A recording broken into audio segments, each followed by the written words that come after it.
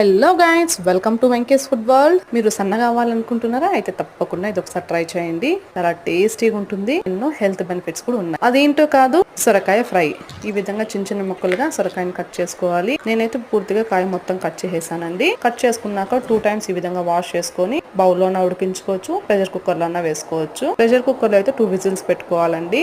బౌల్లో అయితే కన్నా ఒక 15 నుంచి 20 నిమిషాలు ఉడికించుకోవాలి. ఒక గ్లాస్ నీళ్లు వేసుకొని 1 నుంచి 1.5 గ్లాస్ వాటర్ వేసుకోవాల్సింది ఉంటుంది. ఇందులోనే వాటర్ అనేది చాలా ఉంటుంది. సో మీరు ఒక గ్లాస్ వేసుకున్నా సరిపోద్ది. రుచికి తగినంత ఉప్పు వేసుకొని ఒక 2 విజిల్లు వచ్చేంత వరకు పెట్టుకోవాలి. విజిల్ వచ్చే లోపల మనము పల్లీలు, ఉప్పు, ఎండుమిర్చి ఈ విధంగా మనము మిక్సీ పట్టుకోవాలండి.